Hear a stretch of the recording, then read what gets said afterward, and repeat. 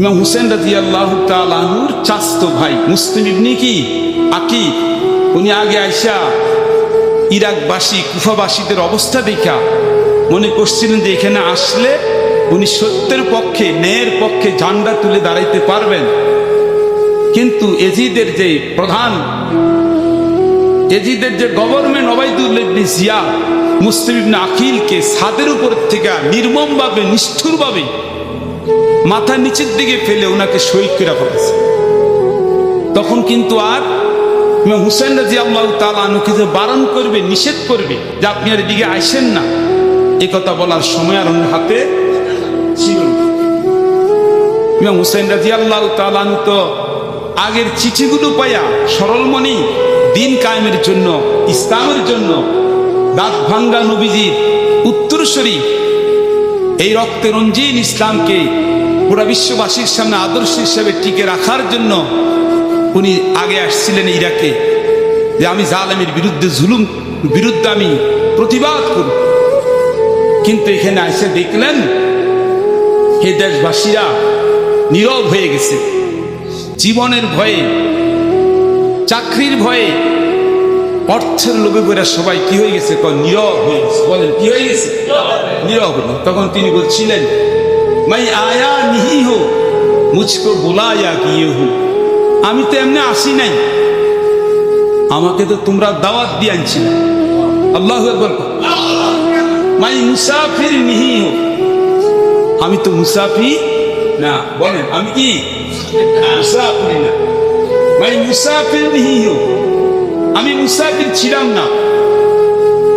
I মুঝে কুফা ওয়ালো, ও কুফাবাসীরা আমি তো এইভাবে আসি নাই, আমি তো এমনি এমনি আসি নাই এলাকায়। তোমরা আমাকে প্রায় 1500 চিঠি দিছিলা, তোমাদের চিঠির উপর আমি বিশ্বাস করে দিনের জন্য, আমার নানার দাঁত ভাঙ্গা এই দিনের জন্য প্রতিষ্ঠিত রাখার জন্য আমি তোমাদের সামনে আসছি। আজকে তোমরা কোথায় কোথায় পালাই গেলাম? ওই 1500 যারা চিঠি লিখছিল তারাও দাঁড়াও, আসো না, আমার সাথে ইসলামের পক্ষে থাকো। আই মুঝে কুফা ওয়ালো মুসাফির না সমঝো, আমি তো মুসাফির ছিলাম না, আমি তো গরিব না, আমি মুসাফির না। মাই আয়া নিহি হো মুঝকো বুলায়া দিয়ে, আমি তো কাঁদি নাই, তোমরা আমাকে কাঁদাইছো, আমি তো কাঁদি নাই, তোমরা আমাকে কাঁদাইছো। তোমরা কাল কিয়ামতের ময়দানে আমার নানার সামনে কেমনে চেহারা দেখাই। উনার সঙ্গী সাথীদেরকে বলছিলেন, যারা উনার আহলে বাইত, রাসূল পাকের আহলে বাইত, বলছেন তোমরা ফিরে যাও গা, তোমরা ফিরে চলে যাও, আমার জন্য তোমরা কেউ জীবনকে হুমকির সম্মুখে ফেলে দিও না। ইমাম হুসেন রাদিয়াল্লাহু তাআলা এই কথাটা উনাদেরকে বলেছিলেন। কিন্তু উনার সঙ্গী সাথী যারা মদিনা মুনাওয়ারা মক্কাতুল মুকাররমা থেকে ইরাকে আসছিলেন সাথে, ওনারা বলছিলেন না ইমাম হুসাইন রাদিয়াল্লাহু তাআলা, না এটা হতে পারে না, একসাথে বের হয়েছিলাম দ্বীনের মহান উদ্দেশ্যে, যদি আপনি শহীদ হতে হয়, আপনি যদি লড়েন তো আপনি একা লড়বেন কেন? আপনার আগে আমরা আমাদের আগে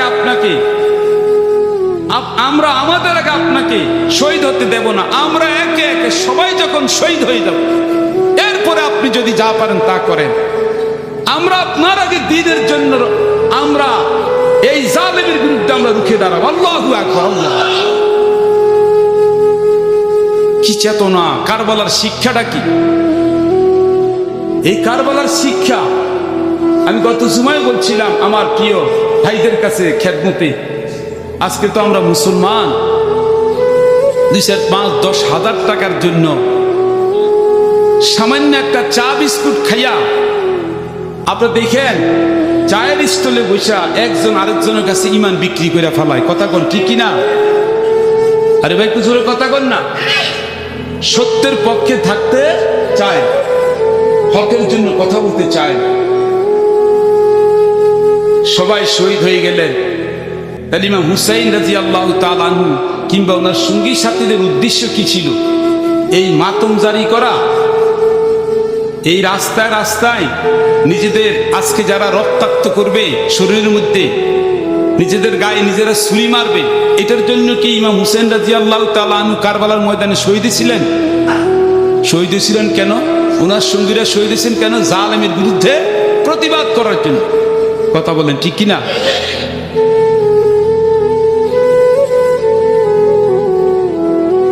ইয়াজিদ বাহিনীর বিষয় একটা, আপনারা দেখেন দুনিয়ার আম্বিয়াদের সুন্নত দেখেন, একটা সূত্র আপনাদেরকে দেখেন। ইয়াকুব আলাইহিস সালামের যে ছেলেরা, ইউসুফ আলাইহিস সালামের ভাইয়েরা, বলেন ইয়াকুব আলাইহিস সালামের, ইউসুফ আলাইহিস সালামের ভাইয়েরা যখন ইউসুফ আলাইহিস সালামকে কুয়ার মধ্যে ফেলে দিছিল, মনে আছে না আপনাদের? আয়েশা বলছিল যে আব্বা, ইউসুফ আলাইহিস সালামকে, আমাদের ভাইকে বাঘে কি করছে? আকালাহু যিবু, যিব মানে বাঘ, বাঘে খাইছে। বলেন তো ইয়াকুব আলাইহিস সালাম এদের ভিতরে কি আর বাহিরে কি ইয়াকুব আলাইহিস সালাম এটা বুঝতে পারছেন না পারেননি? পারার পরে কি বলছিলেন? উনি মাতম জারি করছিলেন। উনি উনার ইয়াকুব আলাইহিস সালামকে গায়ের মধ্যে ছুরি দিয়ে আঘাত করছেন। আপনি কোরআন শরীফ খুলে দেখেন, আপনি কোরআন শরীফ খুলে দেখেন, উনি একটা শব্দ বলছিলেন, ফাসসাবরুন জামিল, ফাসসাবরুন ওয়াল্লাহুল মুস্তাআন আলা মা তাসিফুন। তোমরা যা করো, আমার সাহায্যকারীকে, আমাকে ধৈর্য ধরতে হবে, সবরে জামি। কথা বুঝেন নেই? আম্মাজান হযরতে আয়েশা রাদিয়াল্লাহু তাআলা আনহার উপরে প্রতি মদিনার মুনাফিকদের সর্দার আব্দুল্লাহ ইবনে উবাই ইবনে সলুল, আব্দুল্লাহ ইবনে উবাই ইবনে সলুল ওয়াকানা রাইসাল মুনাফিকিন, মুনাফিকদের সর্দার, তার সহোদরীরা যখন উনার উপরে মিথ্যা বেবিচারের অপবাদ দিয়েছে, আম্মা আয়েশা রাদিয়াল্লাহু তাআলা আনহার প্রতি, আমাদের আম্মা নবীজির প্রিয়তমা স্ত্রী, উনি কি বলছিলেন? মাতম জারি করছিলেন। উনি কি করছেন? উনি এটা উত্তর দিচ্ছেন, ফাসসাবরুন জামিল, সবরে জামি, ধৈর্য। বলেন কি? ধৈর্য ধরবো। আল্লাহুল মুস্তাআন আলা মা তাসিফুন, তারা যা করতেছে এই ব্যাপারে আমার সাহায্য করবে কে? আরো জোরে কোন কে? আমাদের পরিকল্পনা থাকতে হবে দ্বীনকে বিজয় করার জন্য। আর দ্বীনের নাম কি? ইসলাম। বলেন সবাই, দ্বীনের নাম কি? একেবারে সহজ কথায় বুঝেন। যদি ইমাম হুসেন রাদিয়াল্লাহু তাআলা আনহু সেদিন কারবালায় না যেতেন, অত্যাচারী শাসক জালেমের বিরুদ্ধে রুখে না দাঁড়াইতেন, তাহলে গোটা পৃথিবীতে কোনো মানুষ বিপ্লবী হইতো না, কোনো মানুষ চেতনাশীল হইতো না। কথা বল ঠিক কিনা? এখনো দেখবেন হাজার কোটি কোটি মুসলমানের ভিতরে কিছু কিছু মুসলমান ইমানদার যুবক অন্যায়ের বিরুদ্ধে রুখে দাঁড়ায়। এর চেতনা একখান থেকে পায়, ওই কারবালার ময়দান, ওই উহুদের ময়দান, বদরের ময়দান, ওই মুসা আলাইহিস সালাম, ওই ইব্রাহিম আলাইহিস সালাম। কথা বলেন ঠিক কিনা? এটা আমাদেরকে স্মরণ রাখতে হবে। আল্লাহ রাব্বুল আলামিন আমাদেরকে হকের পক্ষে থাকার তৌফিক দান। আরো জোরে কোন আমিন। হকের পক্ষে, ন্যায়ের পক্ষে যতটুকু পারি, গত জুমায় বলছি আপনাদের সামনে, যদি পারি গোটা শক্তি দিয়া প্রতিহত করব, এটা নবীজির সিদ্ধান্ত। যদি শক্তি দিয়া না পারি, তাহলে আমরা বক্তব্য দিয়ে, প্রতিবাদ করে, লেখনী দিয়া, পাবি লিসানি, যদি সেই জবান দিয়েও না পারি প্রতিবাদ করার, সে শক্তি যদি আমাদের না থাকে, রাসূল পাক সাল্লাল্লাহু আলাইহি ওয়াসাল্লাম ফাবি কলবিহি, তুমি অন্তরে পরিকল্পনা করো এই অন্যায়ের কিভাবে প্রতিবাদ করা যায়, এই অন্যায়ের জুলুম কিভাবে একদিন রুখে দাঁড়ানো যায়, উৎখাত করা যায়। যদি এটাও না করো, ওয়ালা ইয়াবকা বাদাহু হাব্বাতু খারদালিন মিনাল ঈমান, তোমার ভিতরে যে ঈমান আছে এটুকু যদি না থাকে অন্যায়ের প্রতিবাদ করা, তাহলে বোঝা গেছে তোমার ভিতরে সরিষা পরিমাণও ঈমান নাই। তুমি জালেমের পক্ষে না জালেমের বিপক্ষে? সবাই কোন ইমাম হুসেন রাদিয়াল্লাহু তাআলা আনহুকে ভালোবেসে কবরে যেতে চাইতো এই মুর্দা আওয়াজে। আরে ইমাম হুসেন রাদিয়াল্লাহু তাআলা আনহুকে আজকে যে বিষয়ে কথা বলতে চাইলাম আর বললাম না, তাই ইমাম হুসেন রাদিয়াল্লাহু তাআলা আনহুকে আল্লাহ রাসূল সাল্লাল্লাহু আলাইহি ওয়াসাল্লাম কি বলছেন? হে আল্লাহ, নবীজি বলছেন, কি বলছেন কোন? আল্লাহুম্মা ইন্নী উহিব্বুল হাসান ওয়াল হুসাইন, আল্লাহ রাসূল বলতেছেন সাল্লাল্লাহু আলাইহি ওয়াসাল্লাম, আমি হাসান হুসাইনকে মহব্বত করি। যারা ফাহিব্বাহু মান ইউহিব্বুহুমা, কিয়ামত পর্যন্ত যারা হাসান হুসাইনকে মহব্বত করবে, আল্লাহ আপনি তাদেরকে মহব্বত করেন। মানে জিক্রে হুসাইন, আওসাফে হুসাইন, আওসাফ ইমাম হুসাইনের চেতনা। আপনি কি ইমাম হুসাইনকে এখন কি একবেলা খানা খাওয়াইতে পারবেন নাকি? আওয়াজ দিয়ে কথা কন। আপনি কি ইমাম হাসান রাদিয়াল্লাহু আনহুকে বাড়িতে দাওয়াত দিয়ে এনে খাওয়াইতে পারবেন? ইমাম হাসান হুসাইনকে মহব্বত করা মানে কি? ইমাম হুসাইন হাসানের চেতনাকে লালন করা। চিল্লায় কোন সুবহানাল্লাহ। আপনি কি সে ভালোবাসা বাঁচতে রাজি? আমাদেরকে শপথ নিতে হবে।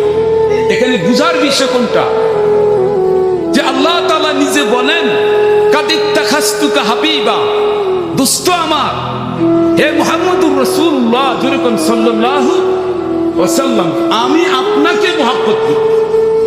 আল্লাহ কি বলছেন কোন না? কি বলছেন? কে বলছেন? আল্লাহ বলছেন নবীজি আমি আপনাকে মহব্বত করি। ফাত্তাবিউনি, যারা আপনাকে অনুসরণ করে, আপনার অনুকরণ করে, আপনাকে ভালোবাসে, আপনার জামা কাপড় গায়ে দেয়, আপনার সুন্নত অনুযায়ী চলে, আপনার আদর্শ অনুযায়ী ঘরে পর্দা করে, আপনার আদর্শ অনুযায়ী হালাল খায়, আপনি মনে রেখেন তাদেরকে আমি আল্লাহ তাআলা জান্নাতি মানুষ বানাই দিই। তাহলে মুহাম্মদুর রাসূলুল্লাহর ভালোবাসায় কাকে পাওয়া যায়? এবার এখানে বুঝার বিষয়, গভীর বিষয়, গভীর অনুধাবন করার বিষয়। মুহাম্মদুর রাসূলুল্লাহর ভালোবাসায় কার ভালোবাসা পাওয়া যায়? আর মুহাম্মদুর রাসূলুল্লাহ সাল্লাল্লাহু আলাইহি ওয়াসাল্লাম নিজে বলছেন যে আমি হাসান হুসাইনকে ভালোবাসি। তাহলে কি বুঝলেন? যারা হাসান হুসাইনকে মহব্বত করবে, যারা হুসাইনকে ভালোবাসবে, তারা অটোমেটিক রাসূলের ভালোবাসা পাইবে। যারা হুসাইনকে ভালোবাসবে তারা রাসূলের মহব্বত পাবে না? পাবে না? আর যারা রাসূলের মহব্বত পাবে তারা আল্লাহর মহব্বত পাবে না? পাবে না? এই জন্য বলছেন আম্মান হাসান আল হুসাইন সাইয়্যিদা শাবাবে আহলিল জান্নাহ। হাসান হুসাইন এই দুইজন হচ্ছে জান্নাতের সমস্ত যুবকদের কি, আর ওনার আম্মা হচ্ছে ফাতেমাতু, ওনার আম্মা হাসান হুসেনের আম্মা ফাতেমাতু সাইয়্যিদাতু নিসায়ে আহলিল জান্নাহ, জান্নাতের সমস্ত মহিলাদের সর্দার। তাহলে দুনিয়াতে যত মুসলমান যুবক আছে, বুড়া আছে, যারা জান্নাতে যাবে, জান্নাত যাদের জন্য ফয়সালা, তাদের লিডার হচ্ছেন হাসান হুসাইন। কেমনে? তারা হাসান হুসাইনের চেতনাকে লালন করবে। হাসান হুসাইনকে যারা মহব্বত করবে, প্রকারান্তরে তারা আল্লাহ রসুলকে মহব্বত করে। যেটা আল্লাহ রসুল নিজে বলছেন আমি হাসান হুসাইনকে মহব্বত করি, আর আল্লাহ তাআলা বলছেন আমি আমার রসুলকে মহব্বত করি। তার মানে ইমাম হুসাইনকে যারা মহব্বত করে, এর মাধ্যমে রসুলের মহব্বত, আর রসুলের মহব্বতের দ্বারা আল্লাহ তাআলার সন্তুষ্টি অর্জিত হয়। জিক্রে হুসাইন, মুহাম্মদ হুসাইনের ভালোবাসা, এটা কিয়ামত পর্যন্ত থাকবে। হক আর বাতিল, হক এবং বাতিলের টক্কর থাকবে। সাদা কালোর যেমন পার্থক্য আছে, কথা বলেন ঠিক কি না? দিন এবং রাত্র কি এক না আলাদা? ভালো মন্দ এক না আলাদা? ন্যায় এবং অন্যায় কি এক না আলাদা? এখন আমরা কি অন্যায়কারীর পক্ষে থাকতে চাই না ন্যায়ের পক্ষে থাকতে? এটা সিদ্ধান্ত নিতে হবে আপনাকে আমার। যতটুক পারেন, যতটুক পারেন আপনি, হাত দ্বারা পারেন, জবান দ্বারা পারেন, অন্তর দ্বারা পারেন, আপনি অন্যায়কারীকে, আপনি অন্যায়কে একজন ব্যভিচারী, একজন সুদখোর, একজন ঘুষখোর, আপনি যদি অন্যায় সমাজ থেকে উৎখাত করার চেষ্টা না করেন, আপনি যদি অন্তত অন্তরের কোনো পরিকল্পনায় না থাকে, তাহলে আপনি মুখে মুখে বললেন আমি ইমাম হুসাইনের অনুসরণ করি, আসলে বাস্তবে আপনি ইমাম হুসাইনি হইলেন না। কারবালার শিক্ষা গ্রহণ করতে হবে। এজন্য মুসা আলাইহিস সালামকে আল্লাহ তাআলা এই দিনে যে নাজাত করছেন, এই মুহররম মাসের আশুরা, আদম আলাইহিস সালাম তওবা আল্লাহ তাআলা কবুল করছেন। যেরকম সুবহানাল্লাহ। আর ভাইয়ের আমার, আজ এই মুহররম মাসের আলোচনা করলাম না, এই মুহররম মাসের আশুরা আজকে একটা বিশাল ব্যাপার। কাল রাত্র থেকে আমি ভাবছি যে আজকের এই দিনটা দেখেন, একদিকে মুহররম মাস, 12 মাসের প্রথম মাস, হিজরি সনের প্রথম মাস, কি মাস? মুহররম মাস। পাশাপাশি আজকে কয় তারিখ? 10। কত? মুহররম মাসের 10 তারিখে তাম দুনিয়ার মুসলমান নরনারী রোজা আছে। এর পাশাপাশি আপনারা দেখেন আজকে কিন্তু ইয়ামুল জুমা, কি কর না আপনি কি জানেন যে আল্লাহর এই জগৎটা, এই পৃথিবীতে আদম আলাইহিস সালামকে যে আল্লাহ সৃষ্টি করছিলেন সর্বপ্রথম 60 হাত লম্বা, কয় হাত? এই 60 হাত লম্বা প্রথম এই মানুষটাকে যখন আল্লাহ তাআলা দেহ জাসাদ সহ সৃষ্টি করছেন, বানাইছেন 60 হাত লম্বা, তুলু সেতুনা জিরান, 60 হাত লম্বা আদম আলাইহিস সালাম। উনাকে যেদিন আল্লাহ তাআলা সৃষ্টি করছেন সেই দিনটা ছিল জুমার দিন। কিসের দিন কর না? এবং আদম আলাইহিস সালামকে জান্নাতে থাকার তৌফিক দিয়েছেন আল্লাহ জুমার দিন। কিসের দিন? লম্বা আলোচনা জুমা নিয়ে আমরা আলেকশন কথা বলবো, কিন্তু সবচেয়ে গুরুত্বপূর্ণ কথা হলো এই জুমার দিনে ফিহি আন-নাফকা, কি ফিহি আন-নাফকা ওয়াস-সাকা। এই জুমার দিনে, বুঝছেন তো কথাটা, এই জুমার দিনে কিয়ামত অনুষ্ঠিত হবে। আল্লাহু আকবার, কথা খেয়াল করলেন না? ঠিক আছে, কথা বুঝছেন? জুমার দিনে কি হবে? কিয়ামত হবে। আন-নাফকা ওয়াস-সাকা, জুমার দিনে ইসরাফিল আলাইহিস সালাম সিংহে ফু দিবে। আল্লাহু আকবার। এবং যেই জুমার দিনে ইসরাফিল আলাইহিস সালাম সিংহে ফু দিবে, আবার সব মানুষ কিয়ামত অনুষ্ঠিত হবে, মহাপ্রলয় হবে, ঢঙ্কা বাজবে, নাদের আওয়াজ হবে, আবার সব মানুষ হাসর উঠবে। যে দিনটা কি? জুমার দিন। কি দিন? আর যেদিনে কিয়ামতটা অনুষ্ঠিত হবে সেদিনটা হবে মুহররম মাসের আশুরা, এবং সেদিনটা হবে শুক্রবার।